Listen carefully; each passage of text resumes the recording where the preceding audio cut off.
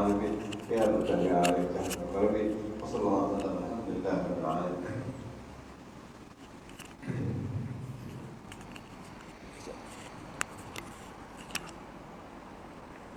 اللهم صل وسلم وبارك عليه وعلى آله.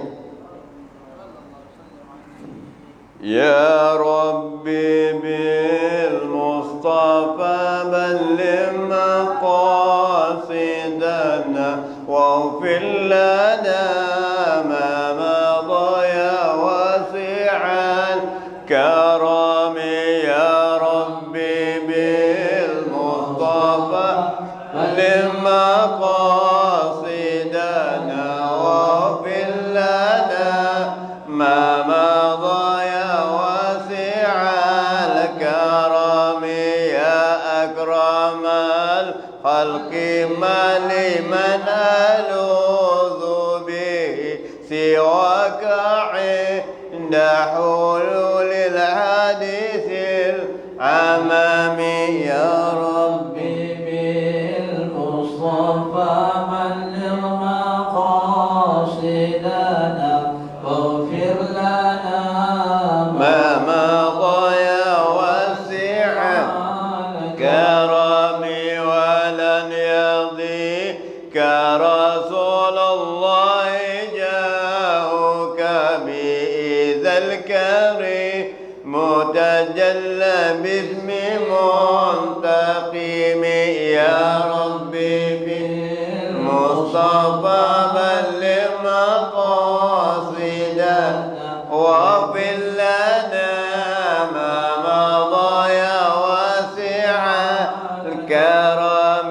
فإن من جدك الدنيا وضارتها ومن علومك علم اللوح والقلم.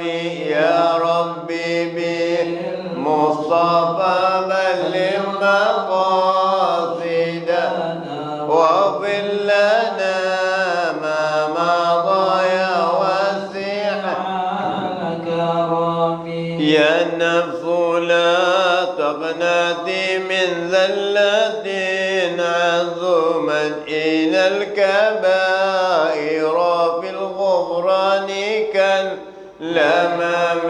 يا ربي بالمصطفى بلغ مقاصدنا واغفر لنا ما مضى يا واسع الكرم. لا رحمة ربي إن يقسمها تعدي على حسب الإسيان بالقسم. يا ربي بالمصطفى بلغ مقاصدنا واغفر لنا ما مضى يا واسع الكرم. يا ربي واجعل رجائي غير منعكس لديك واجعل حسابي غير منهزم. يا ربي بالمصطفى بلغ مقاصدنا واغفر لنا ما مضى يا واسع الكرم.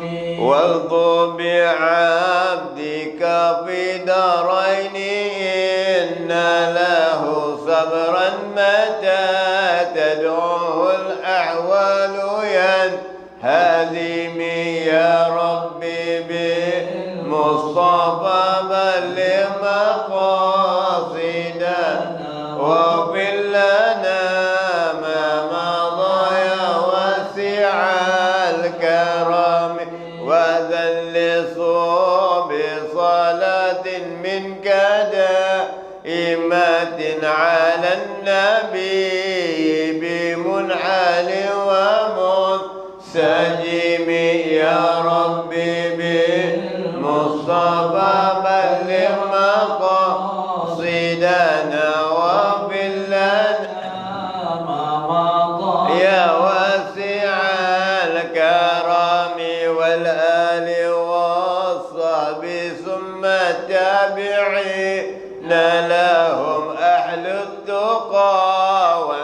التقى والعلم والكرم يا ربي بالمصطفى بلغ مقاصدنا واغفر لنا ما مضى يا واسع الكرم مرنا عاد أذبت البني ريح صاب وأطرب العيش عاد العيش بالنغم يا ربي بالمصطفى بلغ مقاصدنا واغفر لنا ما مضى يا واسع الكرم اللهم صل وسلم وبارك عليه وعلى آله بسم الله الرحمن الرحيم نويت التعلم والتعليم والتذكر والتذكير والنفع والاستفادة والحث على التمسك بكتاب الله وسنة رسوله بسيدنا محمد صلى الله عليه وسلم رسوله سيدنا محمد وعلى آله وسلم الحمد لله رب العالمين بسم الله الرحمن الرحيم سبحانك علم لنا إلا ما علمتنا إنك أنت العليم الحكيم رب اشرح لي صدري ويسر لي أمري واحلل عقدة من لساني يفقهوا قولي أما بعد muka surat 41 betul.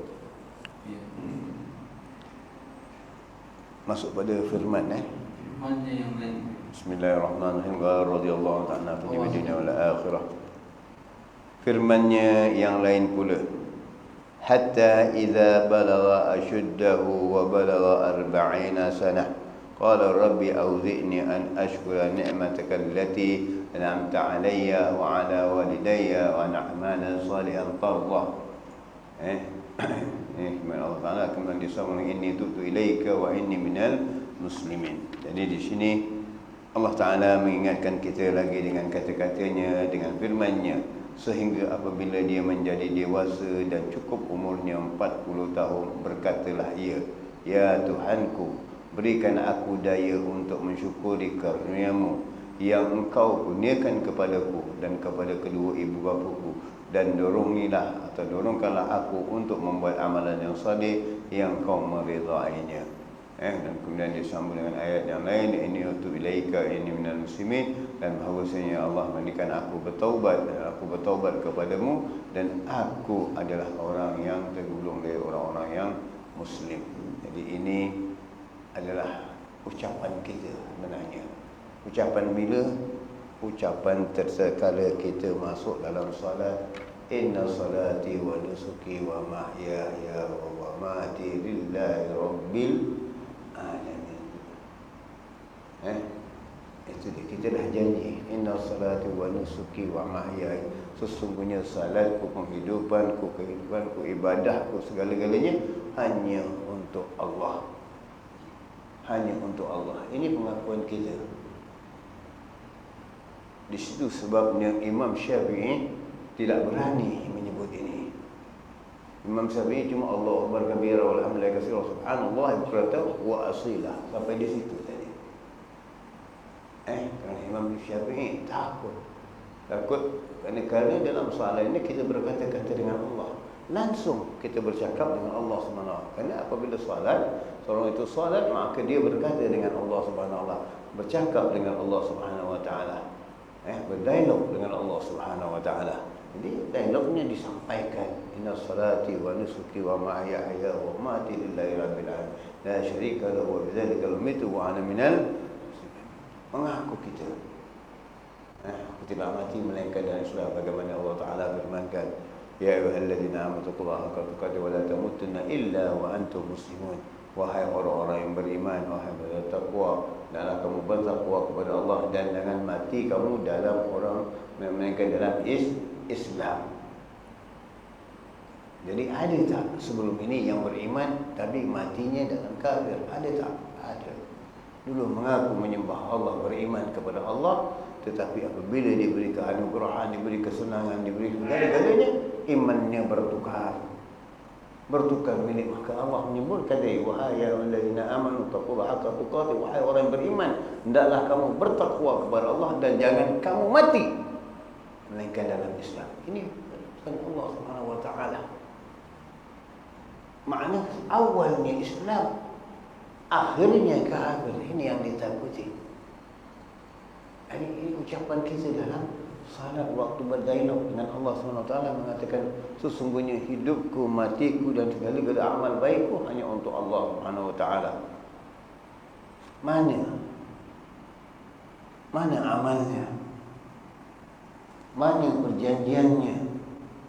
Mana bai'ahnya yang kita ucapkan dengan Allah Subhanahu wa taala? Seluar dari alat kita, iman kita bertukar, maksiat kita bertambah, amal saleh kita berkurangan, mencaci, menghina orang, menjatuhkan orang. Ini kerja kita. Di mana perjanjian kita dengan Allah tadi? Di mana yang kita ucapkan? Kemudian dalam salat kita lagi, saya ulang balik sikit lagi. Salat kita mengatakan, dalam Fatihah kita baca iyyaka na'budu wa iyyaka nasta'in. Padamu yang aku sembah dan padamu yang aku minta pertolongan. Di mana yang kita sembah, di mana yang kita minta pertolongan? Keluar dari salat kita yang kita sembah yang lain. Harta penghidupan orang-orang yang terpengaruh, orang yang berkedudukan yang kita sembah, mengharapkan sesuatu daripada mereka, sedangkan tidak. Pergantungan kita bukan kepada mereka, kerana mereka juga hidup dengan diberikan oleh Allah Taala nyawa, kehidupan, kesenangan semua dari Allah Taala. Jadi kenapa iman kita yang sebegini rupa bertukar dengan keadaan kita yang diuji dengan pahit, getir, susah dan sebagainya? Tiba-tiba bertukar iman kita, beralih iman kita, mengatakan si fulan dan si fulan. Hidupku hanya kalau tidak ada si fulan mati. Kalau hidupku tidak ada si fulan dah lama aku tertonggeng. Siapa dia? Si fulan itu dari mana? Kenapa kita bergantung? Dan jika mereka bermaksiat kepada Allah Subhanahu wa taala, kita tetap mendorong mereka. Siapa kita? Kedudukan kita bersyubhat dengan mereka. Kedudukan kita bersekutu dengan mereka. Kerana pergantungan kita kepada mereka, bukan kepada Allah Subhanahu wa taala. Di manakan kita rasakan keamanisan? Di manakan kita rasakan kelazatan amal ibadah kalau iman kita hanya bergantung kepada mereka? Iman kita bukan benar yang sebenar-benarnya. Iman kita ada yang lekat sesuatu yang kita harapkan dari kehidupan dengan pada manusia. Kita hanya berdoa kepada Allah. Manusia itu sebagai mazra'ah, sebab sahaja, tapi mereka tidak berkuasa sesuatu pun untuk kita. Allah jadikan manusia ini bersama ini hanya sebagai sebab di antara satu sama lain. Disuruh berajar tolong menolong, disuruh ajar supaya berbaik antara satu sama lain, disuruh menghubungkan silaturahim, disuruh membuat kebaikan, disuruh menegah kemungkaran. Ini dia. Tetapi kita setelah salat, kemana kita? Dengan itu, kerana mereka ini, kita jual kedudukan kita, kita jual agama kita, kita jual apa yang telah diharamkan oleh Allah Ta'ala, kita halalkan.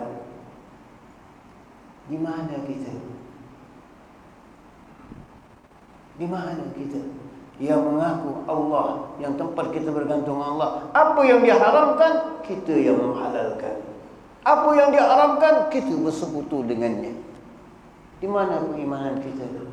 Di mana pergantungan kita dengan Allah Subhanahu wa taala? Di mana perjanjian kita tadi? Inna salati wa nusuki wa mahyaya wa mamati lillahi rabbil alamin, dan iyyaka na'budu wa iyyaka nasta'in. Inilah yang dimakan oleh peringatan oleh Allah. Para salafus salih, para mereka itu tidak bergantung sesuatu kepada makhluk. Mereka tidak mengharapkan sesuatu dari makhluk, kerana makhluk itu tidak punya kuasa apapun. Makhluk itu tidak punya apa-apa pun. Kalau mereka punya kuasa, mereka tidak akan mati. Mereka hidup selama-lamanya, kekal dan abadi. mereka juga menemui kematian.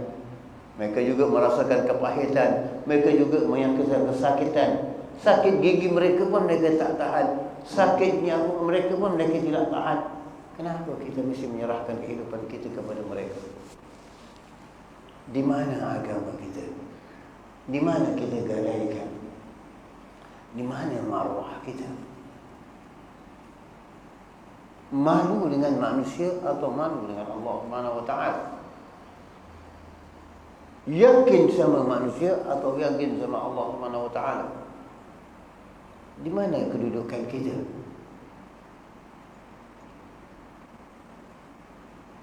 Ini dia.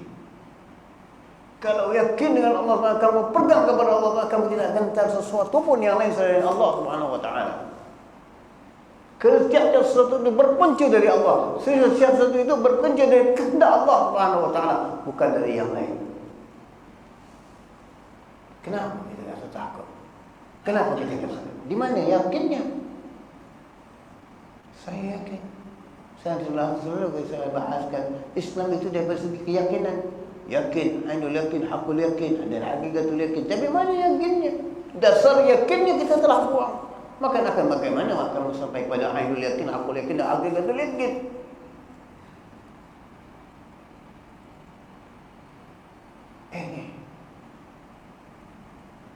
Ini yang tidak harus diperbaiki diri kita. Inilah yang diterapkan oleh hadad supaya kita meyakini keimanan kita. Kita meyakini amal-amal kita dan kita mengharapkan amal-amal kita diridhai Allah dan diterima oleh Allah. Bukan kita mengharapkan amal-amal kita diterima oleh seorang fulan bin fulan. Ya. Amalan kita semuanya kerana Allah Subhanahu wa taala. Berbuat baik kerana Allah, meninggalkan maksiat kerana Allah, bukan kerana yang lain selain dari Allah Subhanahu wa taala. Kerana mentaati mengikut ajaran Nabi sallallahu alaihi wasallam. Ini dia. Maka Tuan Pengarah membahaskan apabila Rasulullah sallallahu alaihi wasallam mencapai umur 40 tahun, baginda pun diturunkan wahyu oleh Allah Subhanahu wa taala dan utusnya sekalian manusia untuk menyampaikan berita gembira, basyiran atau naziran, dan berita ancaman. Jadi Rasulullah Allah lantik menjadi Rasul apabila sampai umur 40 tahun. Lalu saya terangkan mana umur 40 tahun itu adalah umur yang dikatakan oleh para ulama kemuncak umur. Dan setelah itu dari puncak pasti akan menurun perlahan-lahan jauh, langsung mendata dan lanjut dan sebagainya. 40 tahun dah cukup matang. 40 tahun dah kira kamu boleh menimbang amal-amal kamu. 40 tahun itu sudah cukup untuk kamu menilai diri kamu, mulamalah ataupun memuhasabah dirimu semula, mengingatkan dirimu semula. Setelah 40 tahun, apa yang akan telah aku lakukan sebelum 40 tahun? Jadi lepas 40 tahun dah dikira masuk orang-orang dewasa, orang-orang tua, golongan-golongan yang telah masuk golongan orang dewasa. Dah masuk, dah matang, dah diberikan. Jadi masihkah kita berfikir untuk hidup lebih lama lagi? Adakah kita berfikir untuk menompokkan kehidupan yang lebih mewah dan sebagainya? Adakah kita berfikir untuk mencari keridhaan Allah? Adakah kita untuk berfikir untuk mencari kesenangan dunia dengan pengaruh dengan kedudukan dan sebagainya? Ini umur kita. Apa yang kesiangan? Apakah persediaan yang kita sediakan dalam umur yang sebegini rupa? Apalagi umur kita telah meningkat. Apa yang kita sediakan dengan umur kita? Kerana kita dah diperingatan. Dari umur 40 tahun telah diberi peringatan. Mungkin mata telah kabur, uban telah mula keluar, gigi sudah mula luntur dan sebagainya. Dan ini peringatan-peringatan. Jadi apabila ada uban, dah tua. Bila dah tua, ingat jangan berbuat maksiat. Kerana Allah benci, Allah tidak memandang, Allah cakap murka kepada orang tua yang bermaksiat. Paling keji dan paling hina, paling dibenci oleh Allah Subhanahu wa taala orang-orang tua yang bermaksiat.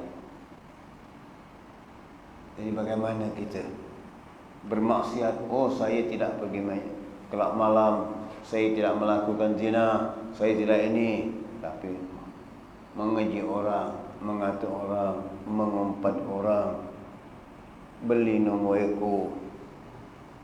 Saya tak pergi kedai, kirim aja. Ini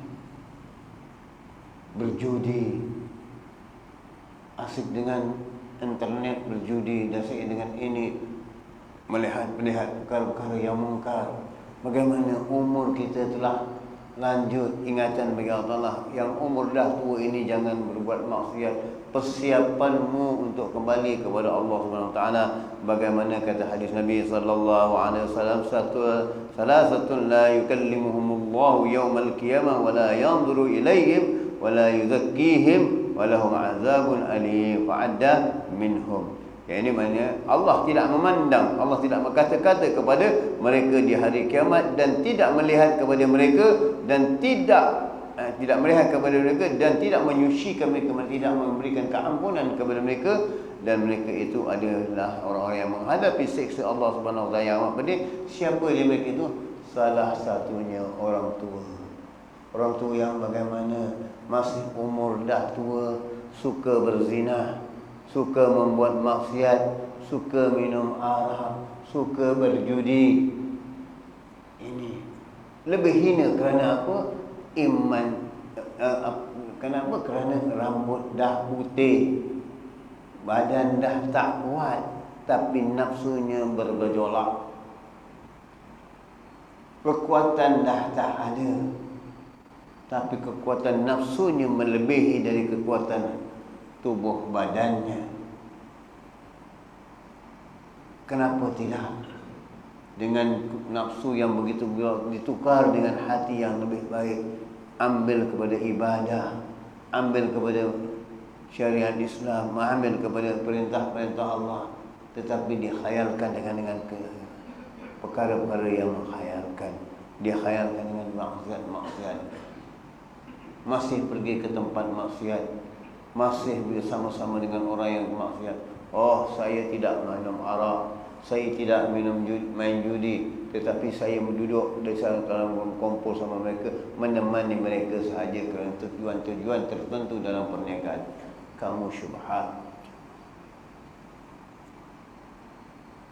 Apakah jika balak turun di waktu itu, kamu termasuk di dalam orang yang bersama-sama dengan mereka?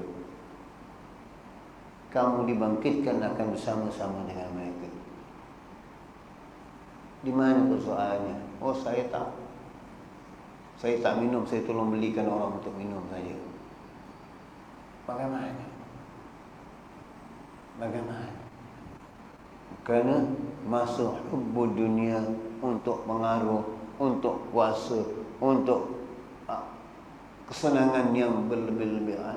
Kerana untuk itu maka dia buatkan keadaan-keadaan begini, fitnah memfitnah. Padahal umur yang telah lanjut itu, habiskan masamu di rumah dengan keluargamu, dengan ibadahmu. Uban yang ada di kepadamu itu cukup sebagai satu peringatan kepadamu bahawa umurmu telah lanjut. Dan uban itu adalah mengatakan, kata Nabi SAW, merupakan cahaya kepadamu. Kerana cahaya itu jangan kamu kotorkan dengan maksiat. Kerana uban itu merupakan cahaya, dan jangan kaca itu kamu kotor dengan berbuat maksiat. Sayyidina Ibrahim AS apabila ditumbuhi uban, bertanya kepada Allah SWT, kenapa saya begini? Ini ganjaran Allah, kerana diberikan kenikmatan, diberikan kamu peringatan. Maka Sayyidina Ibrahim minta kepada Allah, penuhkan kepala saya dengan uban. Kita ada uban tukar, takut nanti tak dapat yang muda. Inai tak salah, tapi inai untuk apa tujuannya? Inai untuk pergi berperang, inai untuk di hadapan isteri biar melihat kita muda. Hak kita halal boleh. Abang nampak dah putih, inai lah sikit, merah, kain rambut sikit merah, tapi jangan celup dai. Ini hari macam-macam Del Monte, Del Monton, apa rebonding, rebondon dan sebagainya. Ingat, baik lelaki atau wanita yang bukan taruh inai tetapi didai rambutnya, bila mati mandi tak sah, jenazahnya tak sah dimandikan, rambutnya tak sampai air. Pernah seorang teman saya, kawan teman isteri, memandikan satu jenazah seorang wanita yang mana tangannya penuh kuitik. Kuitik itu boleh dihilangkan, tapi rambutnya dibonding, di dye, maka tak boleh mandi kerana tak sampai air, tak melekat air. Maka apa harus dibuat? Dibotakkan kepalanya, kerana nak menyampaikan air kepada kulit. Ini sudah cukup tanda-tanda alamat yang Allah berikan kepada yang mereka tidak sedar diri. Ya. Sekarang kita pula anak-anak lelaki rambut didai, pistin rambut, sedangkan di dalam hadis Imam Bukhari, Sahih Bukhari Muslim, diterangkan cara memotong rambut dan montok rambut seorang Muslim. Bukan ada tingkatan satu tangga. Hari ini rambut pakai tangga. Depan botak, kiri botakan. Ini apa? Passion siapa? Yahudi, Nasrani yang kita bawa dalam kehidupan kita hari ini. Itu sudah mencerminkan akhlak Yahudiyah, Nasraniyah dan sebagainya yang kita hidup dalam kehidupan kita. Itu bahasa bangga, modern, cantik. Di mana pendirian kita? Di mana pendirian kita? Anak-anak kita yang begitu kita siapa? Tegak kita siapa? Baca dalam hadis Bukhari Muslim tentang rambut bagaimana?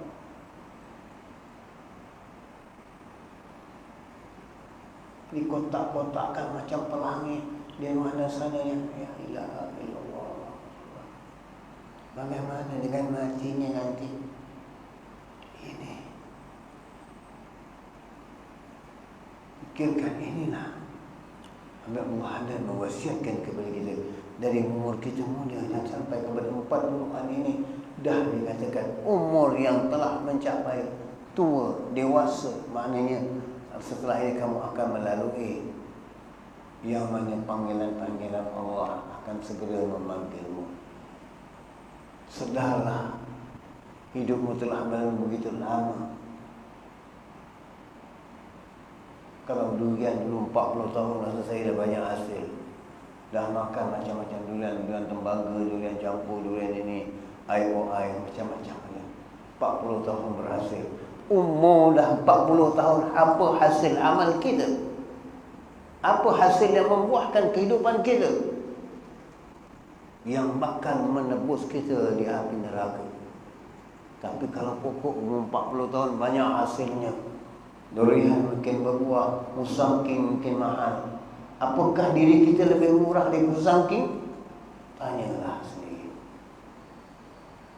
Bermakna kita tidak menilai beli musangking mahal-mahal, tapi tak tahu harga diri kita sendiri murah dari musangking. Jadi kita jadi musang penyambutlah. Ini kita.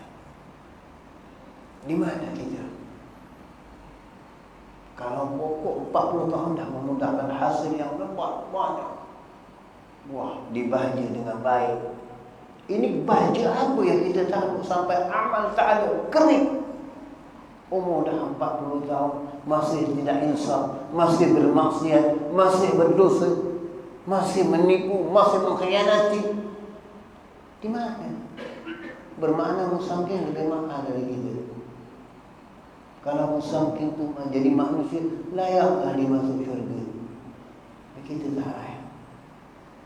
Kerana hasil yang baik yang dihindarkan diri kita daripada murah, daripada musangking.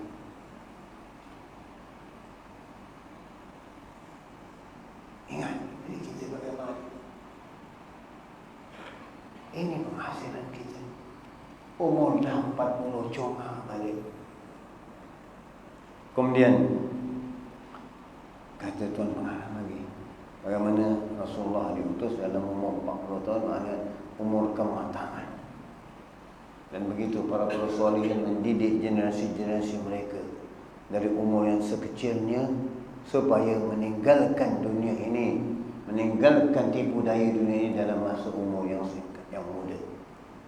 Seperti Habibullah bin Syahab, Syekh Abdul Qadir Jailani, Al-Imam Al-Bushiri, Al-Imam Abdul Wahab, Imam Sayyid Al-Qudri, banyak imam yang Rasulullah. Hidupnya tak dihabiskan untuk dunia, hidupnya tidak dibazirkan untuk dunia. Jika terlanjur umur mereka telah sampai kepada peringkat menghidup kepada dunia, cinta mereka tukar, mereka tinggalkan, mereka kembali kepada Allah Subhanahu wa taala. Kita dengan umur yang begini berterusan seolah-olah tidak akan temu kematian, seolah-olah tidak akan nampak ada satu yang kita akan membinasakan kita. Ini yang Nabi katakan, bunuhlah kelazatan hidup dunia ini dengan mengingati kematian. Kita akan mati. Begitulah para sahabat Nabi, para tabi'in yang mana berjuang sampai dapat menakluk ke Konstantinopel, dapat masuk kepada Gibraltar, Sepanyol dan sebagainya, kerana mereka itu tidak gentar dengan mati. Kerana mereka itu tidak gentar dengan mati. Mereka sanggup mati kerana agama. Mereka sanggup berjuang kerana agama. Kita, perjuangan apa yang kita buat tentang agama kita hari ini?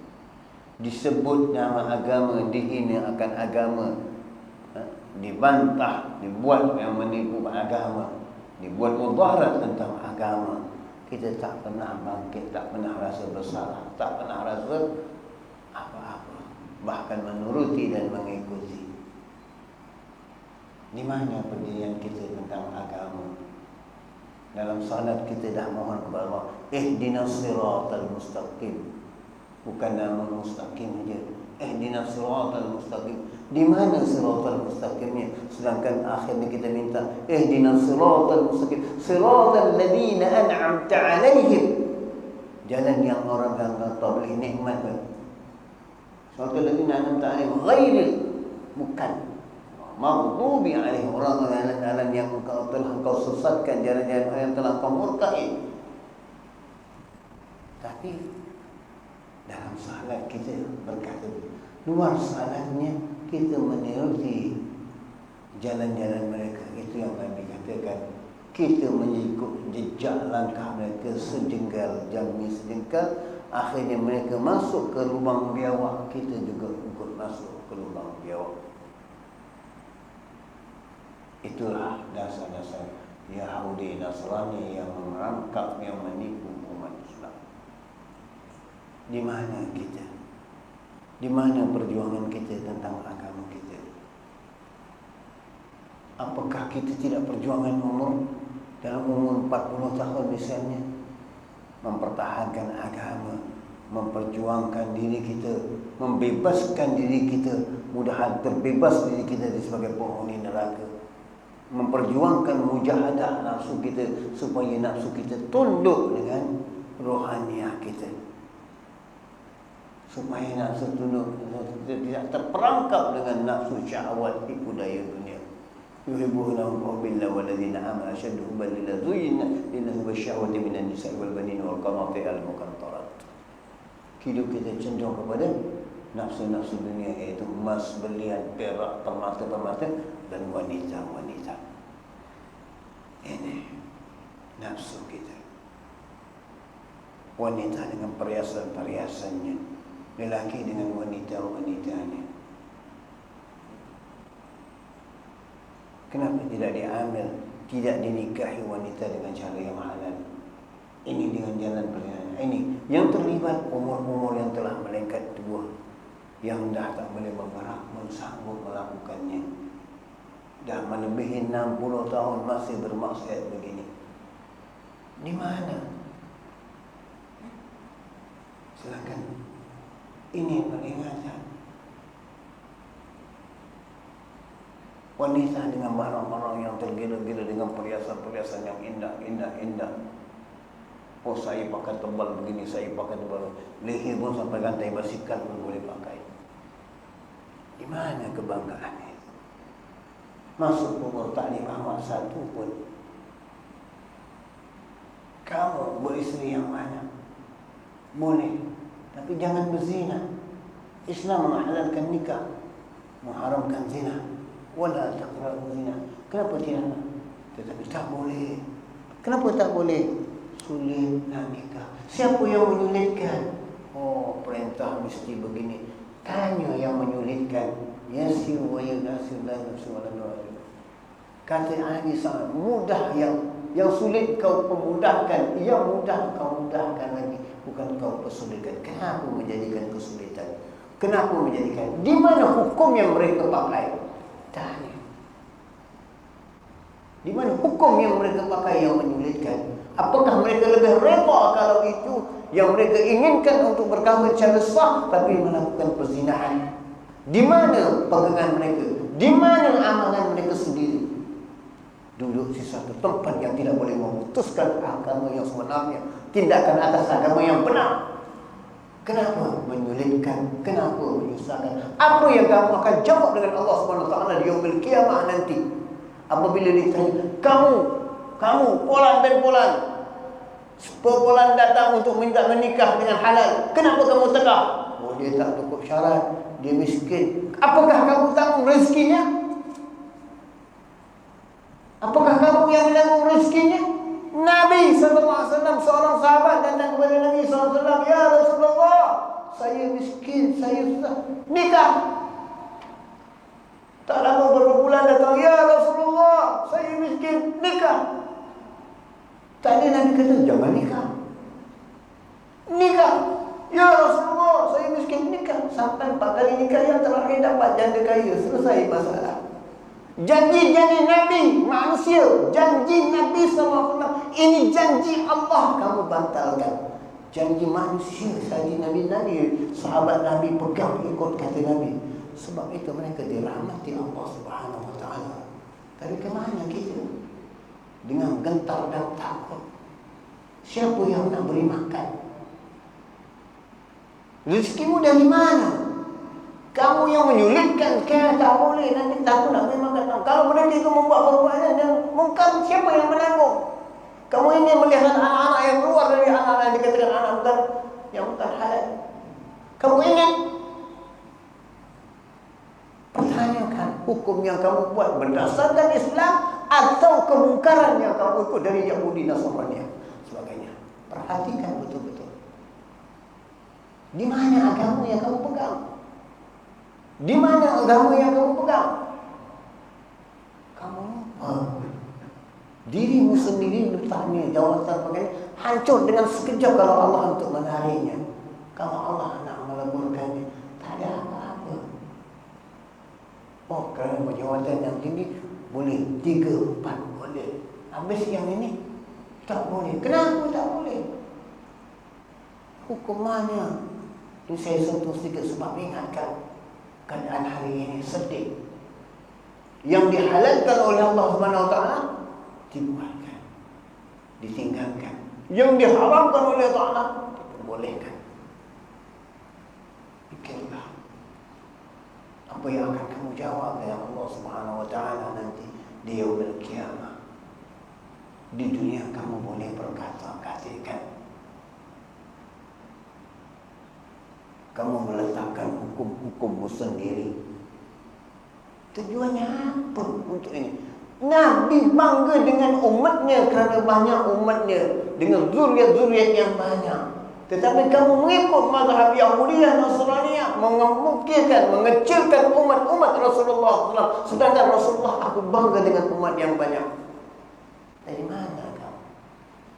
Fikirkan. Ini perjalanan-perjalanan ini. Para sahabat salihin, kalau tidak Nabi tidak akan menikah lebih dari satu. Kalau tanya tuan-tuan semua tanya, tak lebih satu, semua cakap tak. Tapi sama, takut yang tua. Bukan tak anak, bukan tak ingin cerewet. Kenapa dipersulitkan? Ini dia. Ingat baik-baik ajaran Rasulullah SAW. Ingat baik-baik ajaran Islam. Jangan menyeleweng dan meliputi ajaran-ajaran agama kita yang dihalalkan oleh Allah Subhanahu wa taala.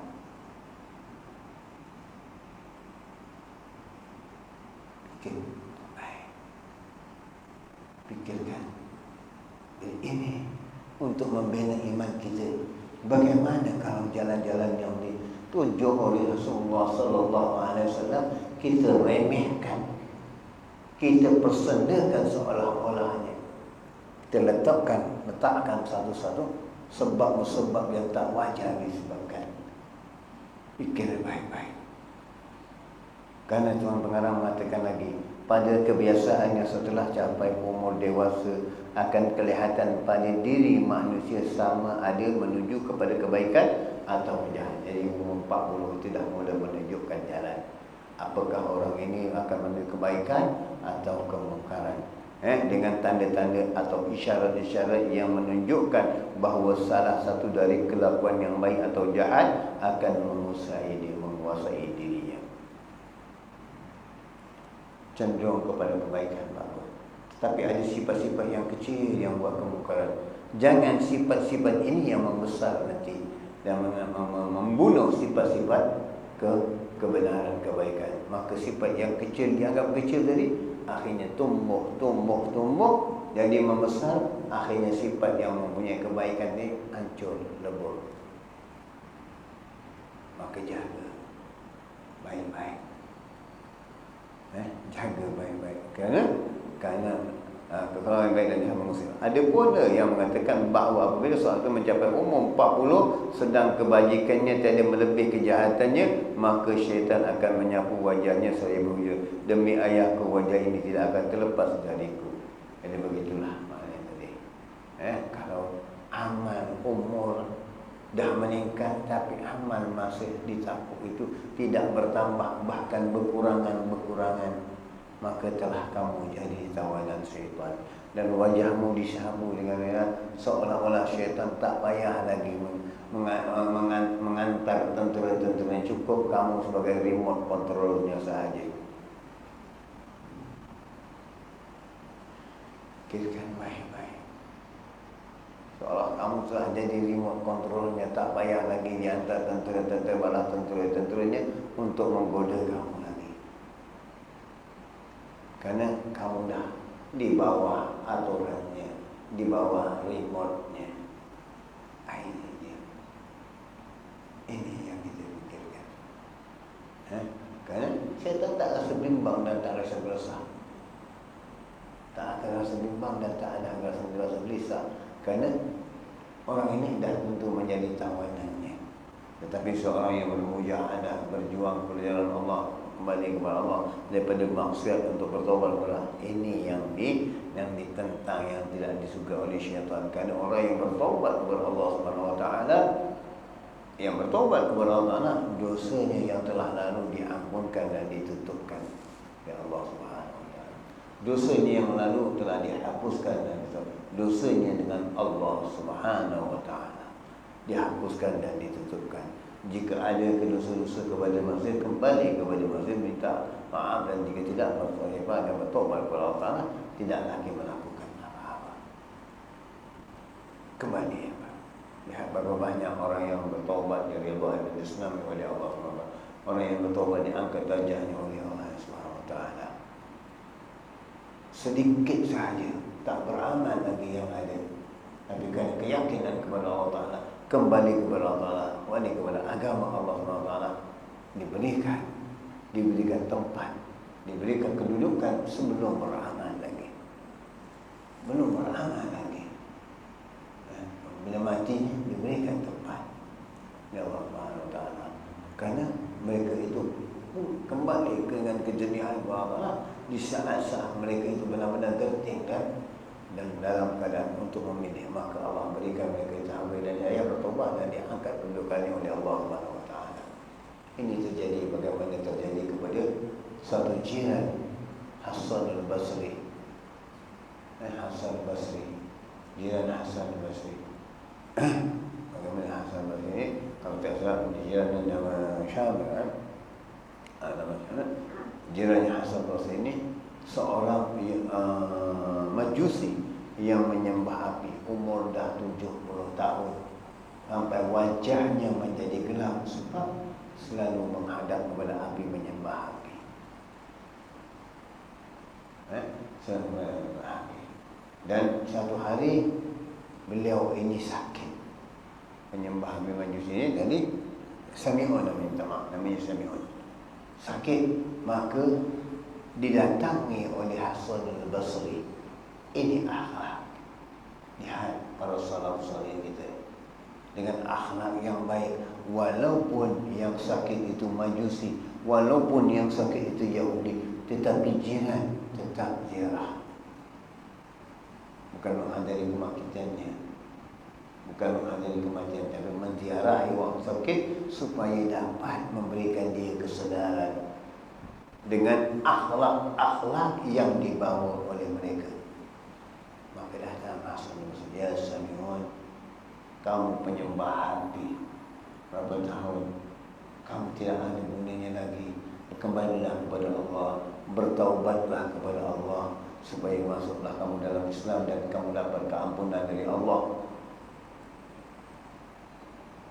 Kata Sami'un, tidak, aku dah lama dengan perjalanan. Maka dengan takdir Allah, Sayyidina Hasan al-Basri menunjukkan ke arah api yang telah menyala itu. Tiba-tiba tangan Sayyidina Hasan al-Basri masuk ke dalam api itu, dan dilihat oleh Sami'un, tangan Hasan al-Basri tidak terbakar. Terperanjat Sami'un, terperanjat. Kamu taruh tanganmu di dalam api tidak terbakar. Inilah Allah Subhanahu Wa Taala yang Maha Kaya. Hamba-Nya yang benar, yang salih, yang baik akan diselamatkan dari api neraka dan tidak akan disentuh dan tidak akan terbakar dengan api. Jika kamu bertaubat kepada Allah dan kembali kepada Islam, kamu akan selamat dari api neraka. Kata Hasan al-Basri kepada Sami'un, penyembah api ini Majusi. Saya ingin masuk Islam, tapi 3 perkara yang menyebabkan saya tak mau masuk Islam. Berpunca dari siapa? Berpunca dari orang Islam sendiri. Kenapa kamu tidak masuk Islam? Kerana yang pertama, katanya, orang Islam mengatakan dunia ini tipu daya sementara, tetapi mereka hidup dalam dunia ini bermatian-matian mencari harta, lupa akan amal akhirat. Ini yang saya perhatikan. Yang kedua, saya lihat mereka tahu mereka akan mati, tapi saya lihat mereka tidak pernah menyediakan diri mereka untuk menghadap kematian. Dan yang ketiga, mereka berhasad, dengki dan sebagainya, tamak dengan ini, maka menyebabkan aku tidak terpengaruh dengan ini, sebabkan akhlak yang mereka tunjukkan ini.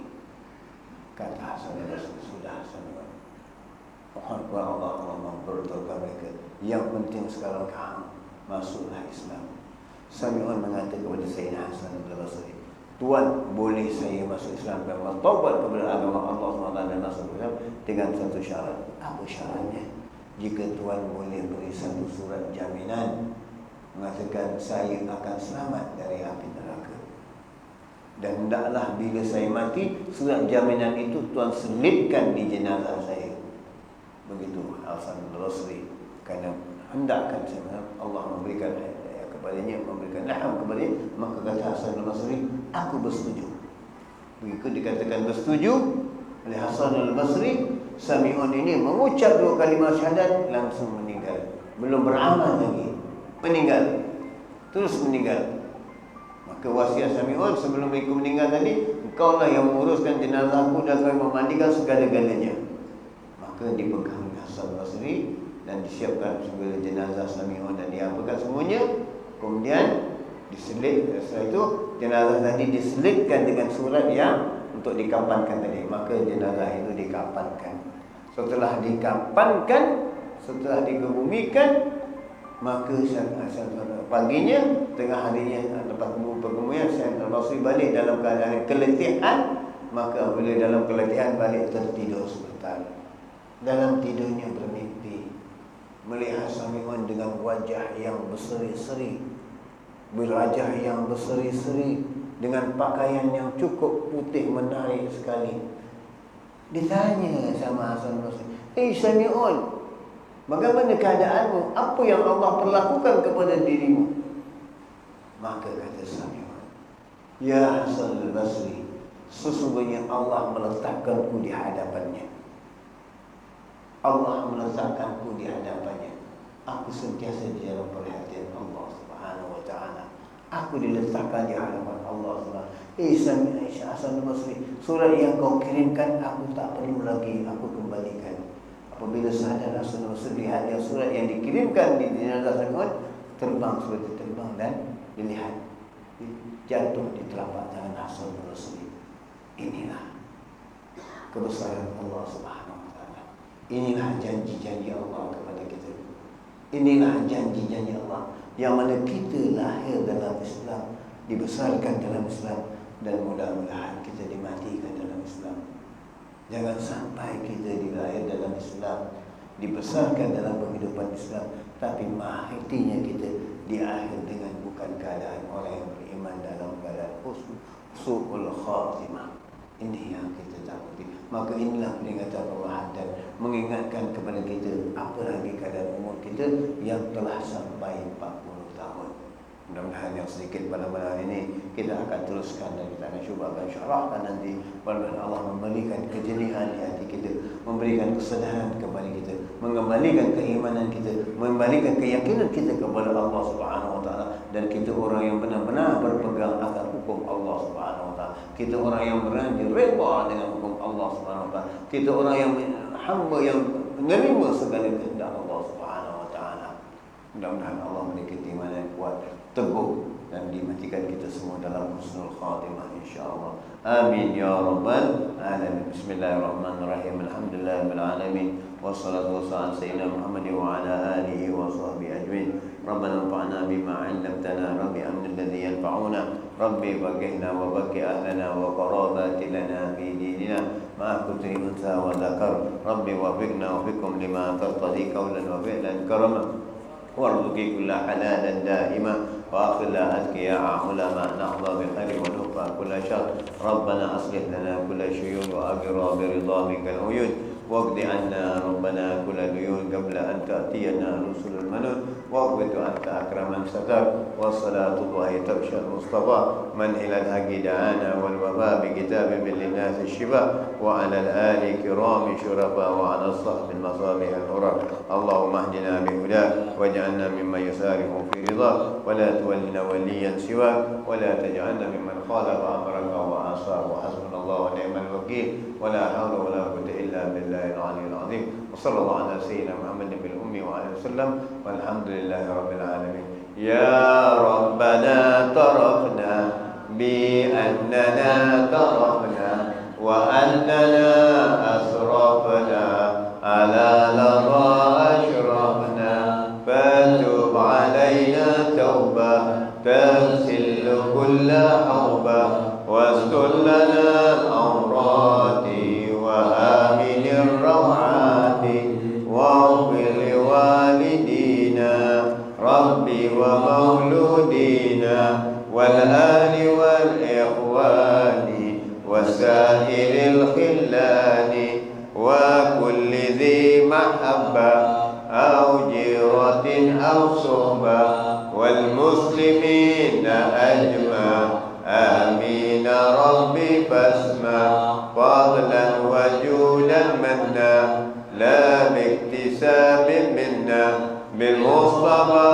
رسول أعظم كل سول صلى وسلم ربي عليه عند الحب وآله وصحبه إدادة الصحب والحمد لله في البلء والتناهي. أبلغ ما كنت وله نبينا من قبل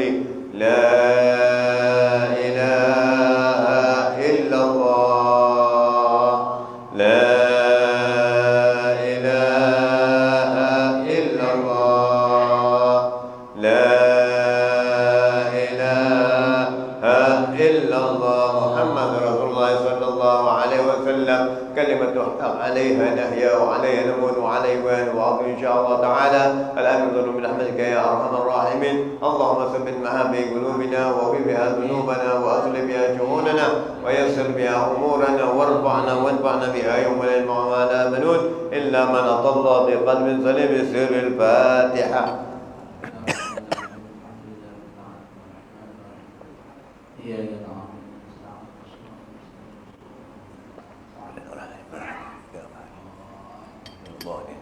آمين آمين آمين آمين يا رب العالمين. ربنا تقبل دعاءنا إنك أنت السميع العليم وتب علينا إنك أنت التواب الرحيم. دعواهم سبحانك اللهم والتحية يا سلام وآخر دعواهم الحمد لله رب العالمين. تقبل الله ومنكم.